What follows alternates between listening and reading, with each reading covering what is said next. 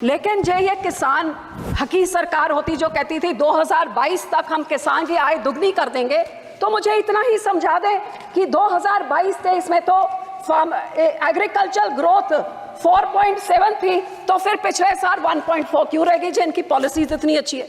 हकीकत यह है कि किसानों के ये दुश्मन हैं, किसानों के हिमायती नहीं है। जब पानी डैम में भर जाता है तो आप डैम खोल देते हैं और हमारा पंजाब डुबा देते हैं। जब घग्गर रिवर का लेवल ऊपर हो जाता है तो चुप चुपीते साथ के राज्यों को बचाने के लिए बंद तोड़ देते हैं और हमारे गांव को डुबा देते हैं। हमारे राज्य के साथ क्या दुश्मनी है? क्या पंजाब के जनता, पंजाब के लोग, पंजाब के किसान, पंजाब का इंफ्रास्ट्रक्चर सरकार को मैटर नहीं करता? कि ये जो पानी आता है हिमाचल को आपने दिया पैकेज, तो हिमाचल का पानी पंजाब में आके पंजाब को जब डुबो देता है और तबाही मचाता है तो पंजाब को आप क्यों भूल जाते हैं? श्री दरबार साहब पे, अमृतसर साहब पे रोज 2 लाख लोग नतमस्तक होते हैं, उनको मुफ्त खाना मिलता है। सबसे बड़ा दुनिया भर, देश भर के लोग वहां पे जाते हैं और जहां पे सारा दिन सरबत के भले की अरदास होती है, उसका तो आपने नाम तक नहीं लिया। पूरे बजट में केवल 9 राज्यों का नाम था और सबसे उसमें ज्यादा बजट तो वो 2 राज्यों को मिला जिसकी लाठी के, जिसके कंधे के सहारे में ये सरकार चल रही है। तो ये देश का बजट नहीं सर, ये सरकार बचाओ बजट था। इस बजट का नाम बदलना चाहिए, क्योंकि ये देश का बजट नहीं, ये सरकार बचाओ बजट है। ये देश का बजट होता तो फिर देश में 28 राज्य हैं, कितनी सारी यूनियन टेरिटरीज हैं, सब मिला के तो ये तो 37 के करीब हो। लेकिन पूरे बजट में केवल 9 राज्यों का नाम था और सबसे उसमें ज्यादा बजट तो वो 2 राज्यों को मिला जिसकी लाठी के, जिसके कंधे के सहारे में ये सरकार चल रही है। तो ये देश का बजट नहीं सर, ये सरकार बचाओ बजट था। और सबसे बड़ी दुख की बात तो ये है कि बजट में नेचुरल कैलेमिटीज और धर्म के नाम पे भी पक्षपात किया गया है। ये तो मैं पहली बार ही देख रही हूँ। बहुत अच्छी बात कि आपने धार्मिक स्थानों को, बोध गया को, राजगीर को, जहाँ जहाँ आपने दिया, बहुत अच्छी बात है। लेकिन जिस श्री दरबार साहब पे, अमृतसर साहब पे रोज 2 लाख लोग नतमस्तक होते हैं, उनको मुफ्त खाना मिलता है। सबसे बड़ा दुनिया भर, देश भर के लोग वहां पे जाते हैं और जहां पे सारा दिन सरबत के भले की अरदास होती है, उसका तो आपने नाम तक नहीं लिया। और फिर मैं नेचुरल कैलेमिटीज की बात करूं तो फ्लड रिलीफ आपने राज्यों को दिया, बहुत अच्छी बात। जैसे मेरे सहयोगी ने मेरे से पहले बोला कि ये जो पानी आता है हिमाचल को आपने दिया पैकेज, तो हिमाचल का पानी पंजाब में आके पंजाब को जब डुबो देता है और तबाही मचाता है तो पंजाब को आप क्यों भूल जाते हैं? जब पानी डैम में भर जाता है तो आप डैम खोल देते हैं और हमारा पंजाब डुबा देते हैं। जब घग्गर रिवर का लेवल ऊपर हो जाता है तो चुप चुपीते साथ के राज्यों को बचाने के लिए बंद तोड़ देते हैं और हमारे गांव को डुबा देते हैं। तो जब बाढ़ आती है तो उनको आपने दिया पैकेज, में उसका आपको आभार प्रकट करती हूँ। लेकिन हमारे राज्य के साथ क्या दुश्मनी है? क्या पंजाब के जनता, पंजाब के लोग, पंजाब के किसान, पंजाब का इंफ्रास्ट्रक्चर सरकार को मैटर नहीं करता? और हैरानी की बात सर, जब बाढ़ आती है तो पंजाब सफर करे, जब पानी की कमी हो जाती है तो फिर कांग्रेस हो, आम आदमी हो, भाजपा हो, सारे इकट्ठे होकर षड्यंत्र खेले कि एसवाईएल की नहर बनाइए ताकि पंजाब का पानी दूसरे राज्य को जाइए। तो जब पानी कम होता है तब तो हमारा पानी चुराना चाहते हैं, जब पानी उनमें ज्यादा हो जाता है तो पंजाब को फ्लड कर देते हैं। और सर, आपको मैं ये भी बताना चाहती हूँ, तकरीबन 70 साल पहले इस सरकार ने, कांग्रेस सरकार ने रिपेरियन प्रिंसिपल्स के खिलाफ हमारा पानी राजस्थान को दे दिया और कहते थे 1 साल में उस पानी का कॉस्ट क्या होगा आपको डिसाइड करके मिले। 70 साल से आज तक डिसीजन नहीं हुए। तो जो पानी हमारा दूसरे राज्य को रिपेरियन प्रिंसिपल के अगेंस्ट जा रहा है, या उसको बंद किया जाए या हमें उसका पैसा दिया जाए, ये मैं आपसे आज मांग करती हूँ। सर, दूसरा मैं ये भी आपसे मांग करती हूँ कि सेंट्रल ग्राउंड वाटर जो कह रहा है कि पंजाब के सारे ब्लॉक्स क्रिटिकल हो गए हैं, हमारे ट्यूब में, हमारे वेल्स में पानी नीचे जा रहा है। आज की रिपोर्ट तो ये भी है कि टॉक्सिसिटी इतनी हाई है कि पीने लायक नहीं है।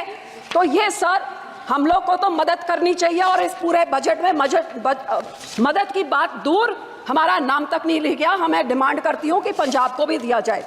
दूसरी सर, मैं किसानों पे आना चाहती हूँ। 4 पिलर बोले थे, युवा, महिला, गरीब, किसान। किसानों को तो मैं बोलना नहीं चाहती, जो कितने किसान खुदकुशी कर चुके हैं, शहीद हो गए हैं, आज तक धरने में बैठे हुए हैं। लेकिन जो ये किसान हकी सरकार होती जो कहती थी 2022 तक हम किसान की आय दुगनी कर देंगे, तो मुझे इतना ही समझा दे कि 2022-23 में तो एग्रीकल्चर ग्रोथ 4.7 थी, तो फिर पिछले साल 1.4 क्यों रहेगी जिनकी पॉलिसीज इतनी अच्छी है? हकीकत यह है कि किसानों के ये दुश्मन हैं, किसानों के हिमैती नहीं हैं। आज हर एक तरह से महंगाई की मार देखिए। आज जो 8 साल पहले 40 किलो का बीज का एक बैग होता था, वो 800 से 1200 होता था, 2000 हो गया।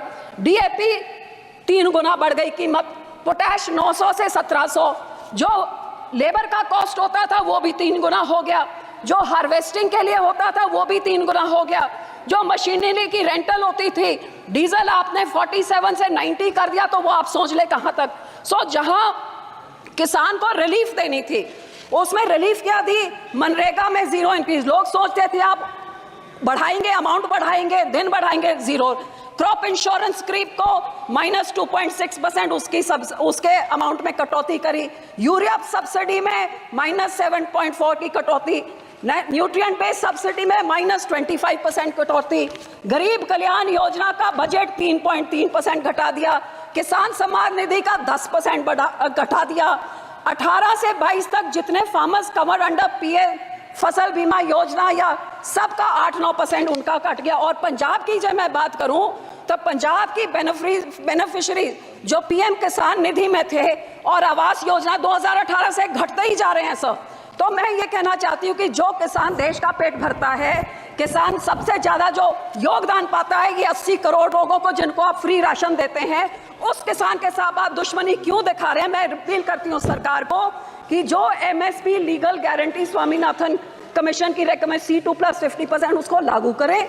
मैं ये भी बेनती करती हूँ, सजेशन सब 2-4 सजेशन देती हूँ कि जब तक आप नहीं करते, कम से कम भावांतर स्कीम लाइए जिसकी एमएसपी पे नहीं बिक रही हो, मिडल जो बीच का रह जाता है वो दे। एक फार्मर फ्रेंडली क्रॉप इंश्योरेंस कोई स्कीम आप लेके आए जिससे किसानों का फायदा हो, इंश्योरेंस कंपनी का नहीं। और जो किसान के जो इम्प्लीमेंट्स हैं, इन पे आप जीएसटी को खत्म करिए ताकि किसानों का कुछ फायदा हो, उनकी फल सब्जियां बचे, जिससे किसान की महंगा मानसून आ रहा है, टमाटर के रेट कहां चले जाएंगे। जी आप इंप्लीमेंट्स में जीरो करें तो बहुत कुछ फायदा हो जाएगा। सर आखिर में पंजाब की इंडस्ट्री 7 की स्टेटों को टैक्स इंसेंटिव्स देके तबाह कर दिया, हमारी इंडस्ट्री भाग गई है।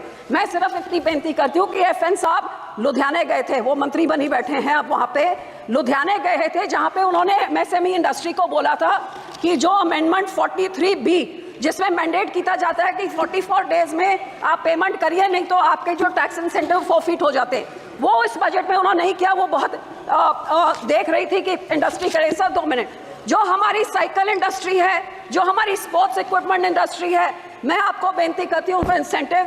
इंटरनेशनल बॉर्डर पाकिस्तान के साथ 2019 से हमारा वाघा बॉर्डर बंद कर दिया है, बहुत नुकसान हुआ है। ये बॉर्डर खोला जाए और हमारे राज्य को कोई टैक्स इंसेंटिव्स दिए जाए, साइकिल इंडस्ट्री को, स्पोर्ट इंडस्ट्री को बॉर्डर खोल के, ताकि हमारे इधर का व्यापार बढ़े और नौकरियां भी बढ़े। आखिर में सर मैं सिर्फ आपको यही कहना चाहूंगी, ये कांग्रेस पार्टी और आम आदमी पार्टी ने 10 सालों में पंजाब के खजाने को लूट के तबाह कर दिया है। हमारा यहाँ पे इतना ज्यादा करोड़ 3.4 लाख करोड़ का कर्जा एक छोटे से राज्य पे चढ़ गया। GSDP रेशो 49% हो गया है। तो सर आप इनको सजा देने के लिए आप RDF रोक देते हैं, हेल्थ मिशन का रोक देते हैं, पर पंजाब के लोगों का क्या कसूर है? मैं आपको बेनती करती हूँ, जो हमारा पैसा है वो पैसा आप दीजिए।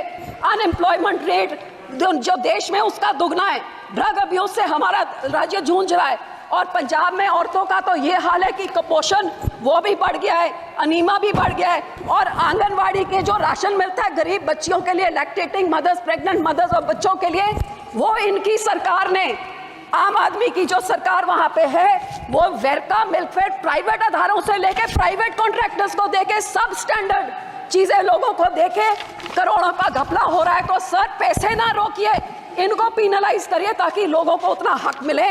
और सर आखिर में मैं यही कहूंगी कि सबसे highest population 32% SC population Punjab में है सर। सबसे बड़ा ग्रैनरी को योगदान पंजाब देता है। फ्रीडम स्ट्रगल में सबसे बड़ा योगदान हमने दिया। इस राज्य के मांगों को पूरी करके हमारे किसानों को हमारी चंडीगढ़ की राजधानी हमें दीजिए, हमारा पानी दूसरे राज्यों को जा रहा है उसको रोक के उसकी रॉयल्टी हमें दीजिए, नहीं तो वो सारे फैसले रिवोक करके हमारा पानी पंजाब पे रखिए।